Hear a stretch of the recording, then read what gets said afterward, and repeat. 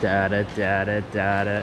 Hey Ian, Hey you Ryan. did your worst mistake ever. What? You gave the camera to me. Hi guys, I'm Ryan. They call me Momma Goose due to unforeseen circumstances last year. I am the natural caregiver of the Woodbine Palace. This is my beautiful plane.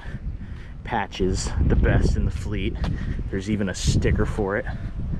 Yeah, you know it. Just take a look inside. This is my brand new seat after I snapped the first one off this year in the pick. My beautiful rudder pedals, my nice easy gliding stick. Oh yeah, my instruments that don't work worth a shit, and my beautiful baggage container that I've spent a little too much time in this year. And I got 3 hooks on standby. I got 4 picks today, just 3 at a time is all I can hold on the back release. Oh, it's gonna be fun. We got 2 personals, 2 local runs, and that's usually abnormal for me. I'm usually on the longer hauls because I got 72 gallons of gas, all divided between 1, 2, 3, and 4 18-gallon tanks. And yeah, you're in for a treat today. I'm just gonna give you a quick rundown on my pre-flight, on how I do that every day, my religious pre-flight that I do every single time.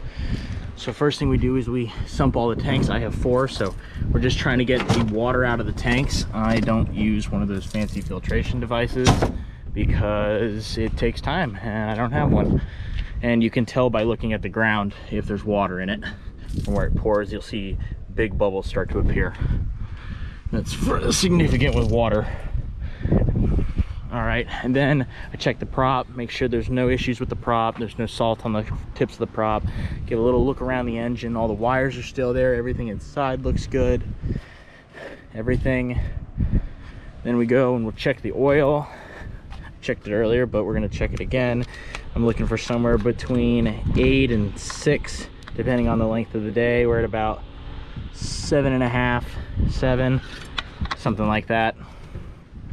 Next thing I do, after a previous mistake, I shake my chair violently to make sure that it's not going to come broken off. Make sure that when I go back, that goes back. When I go forward, it goes forward. When I look over here, when I turn towards it, it goes up. When I come to it, it comes back. If you can see the aileron out there. Up, down. Then we check the flaps right here to make sure that that's 1 notch all the way down, and they go all the way forward, free and correct. Make sure all my cables are good, and then I have all this for my hooks. Then verify that the first hook I'm throwing out on this side is on top of the other one, so I go above and over. When I release it, make sure there's nothing just sitting here in the cables, nothing that's gonna snag on anything. Make sure that all these are below the guard. And then just do a general inspection of the fabric, make sure there's no holes. It's called patches for a reason, because it has a bunch of holes. This is my newest strip of a new patch. Yeah. Then just generally looking around, make sure the tires look good, no missing tread, no exposed wire, nothing wrong with the brake pads. And yeah, just general overlook. That's pretty much my pre-flight, and I've already checked the gas caps on top. They're secure and correct, and yeah, I'll talk with you guys in the air.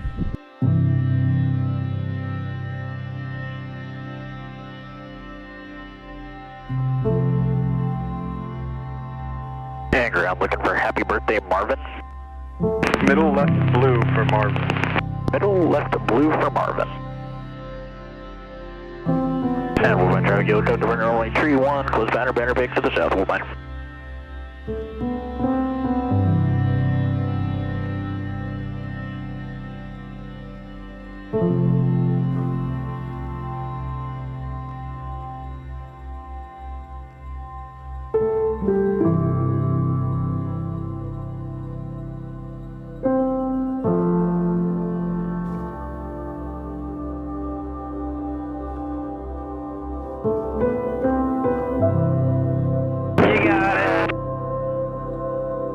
Here it comes. And Ryan, you're looking good too. Alright, so long, I'm out of here. Good.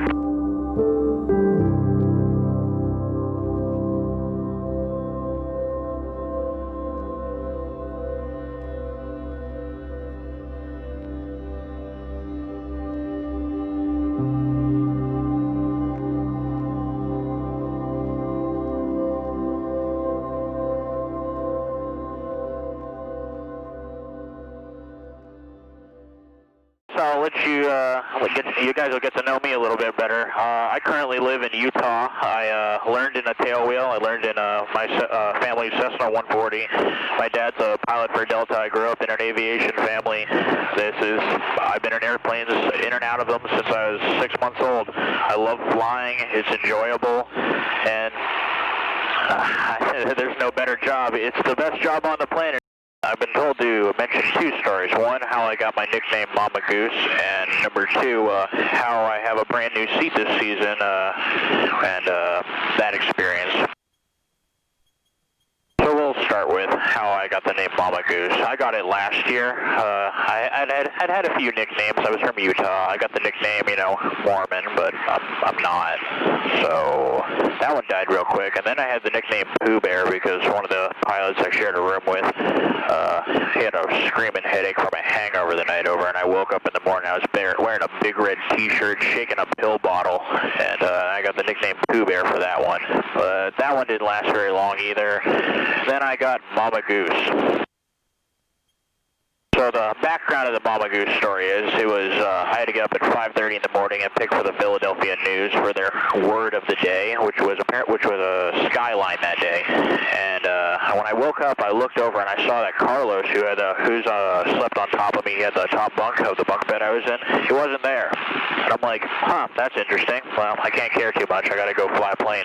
So I go, I pick on live TV, I land, and I look at my phone, and I'm like, I have a missed call from Carlos at like 7 in the morning. I'm like, I guess I should probably answer it. So I call him back, and he's like, hey, Momma Goose, I'm at La Casa. Can you come pick me up? And I'm like, and La Casa is one of the bars in Sea Isle. I'm like, bro, you didn't make it home last night? He's like, yeah, I brought you McDonald's, Momma Goose. And I'm like, all right. That's how I got the nickname Momma Goose. That's not the first time. I've done it multiple times, picking up guys from the bars, either in the morning or in the middle of the night. So, yeah. Momma Goose was born. Alright, now we're on to story number 2, which is how I had the scariest thing ever happen to me at this company. So it was just a normal day. It was a Saturday, so it was a busy day, and I had Manchester, which is actually the banner I'm towing right now. It was my first pick of the day, and I went through the poles the first time, and I like to snap really, really hard. It's my favorite part of the day. I like yanking it back, and I like going straight vertical. So I go through the first time, and I'm early, and I miss it. I'm like, man, that sucks. So I swing around the pattern, and I line back up on final. I'm like, all right, I'm going to get it this time. Then I go through the poles, and I snap, and it's beautiful. Well, the problem is that when I snapped, I also snapped the base root of my seat at the same time, and it jump trucked me backwards like that into the back of the airplane going straight up. Everyone on the ground hears me key the mic as I'm going up, screaming. It's like, ah! And they get on the radio like, hey, no screaming on the radio. It's nice that you got it, but you don't need to over-celebrate. And I crawl my way from the back of the airplane after I kick the stick into the transponder to get it to level out. I crawl my way back up, and I'm holding on the V-bar in a half squat like this. And I'm like, my seat broke off, Dave. My seat broke off. And he's like, are you okay? I'm like, I gotta land this thing. I'm just hovering. So I'm switching between hands, holding on to the V-bar to try to keep myself level, and I have to have one hand on the V-bar, and then I'd have to switch to either adjust the throttle or or fly with the stick. So I was just switching hands the whole time. Well, this whole time I'm like, man, I can't gain airspeed. Well, I didn't know I picked the banner too. I had a 30/80 behind me. I was so focused on trying to fly the airplane, and I'm like, oh, whoops. So I bring it around the field, and I drop the banner from a really high altitude, and they're like, hey, it didn't end up on the runway. I'm like, oh, that's good. I really didn't care about it at that point. And I brought it around, and I came in, and I'm like, oh, I really hope I don't mess this landing up, because the seat's strapped to me, but it's not strapped to the floor anymore. So it's like, if I ground loop or anything, I don't have any protection. So So I come in and I'm like, I'm really hoping this is good. There's a little bit of wind and I come in and I grease it. I'm like, oh, thank goodness. I couldn't have a bad landing here. And I taxi all the way back. I end up at the maintenance hangar. It looks like I'm flying from the back seat in a J3 Cub. And they're like, how is that? I'm like, well, it wasn't fun. That's my little story of how I broke my seat off this year. So that's why every pre-flight I come in and I shake the seat violently to make sure that the pins aren't going to bust out again. Because when it sheared, it double sheared 2 pins in the front at the same time, and it just dump trucked me. I ended up all the way back there, going straight up, and I'm like, the only good thing is I can thank my father that I'm alive. Back when I first started flying, my dad mentioned that he had a seat roll off in the middle of the night. He's like, if you ever have that happen, the seat does anything, remember, just let go of the stick. Because if you're falling back, you'll pull back, and if you pull back, it pitches up. So I let go when I fell back, and I'm like, oh crap, I'm still going up. So I kicked it forward so that I could level it out, because airspeed's life in an airplane. If you lose your airspeed, you can spin it, you can stall it, and it's not a good time, especially at a low altitude. But yeah, you know, you learn stuff here, and I'll say right now, banner towing makes you a really good pilot, makes you really sharp. There's benefits to being a CFI, there's benefits to being a banner tower, there's benefits to aerial survey. Each one preps you in a different way. Banner towing does it in the way that it makes you very good with stick and rudder skills.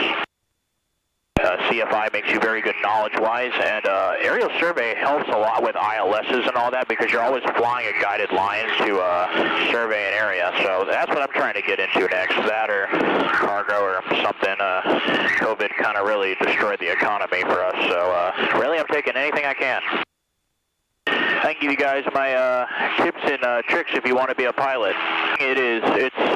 It's a long journey to get to 1500. I'm at like 1200 right now, and oh, it's taken forever, but you get to meet a lot of cool people along the way. You get to do a lot of cool things, and you look back on it, you're like, wow. Like in the moment, you're going to be like, that sucked. But when you look back on it, you're like, dang, I really missed that.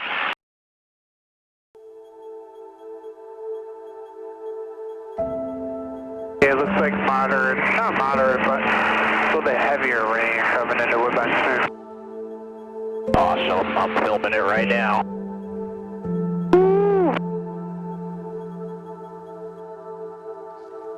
Who needs washer plane Wednesday when it rains every weekend here? Yep.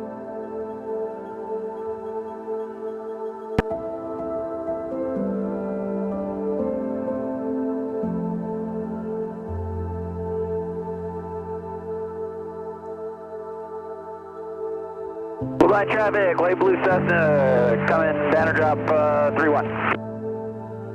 So I'm coming in a drop. Ryan, you see me?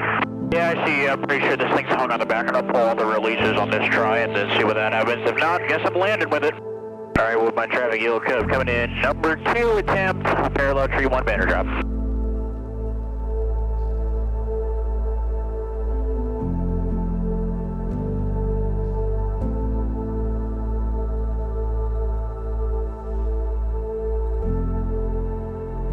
It came off, you got it. There we go.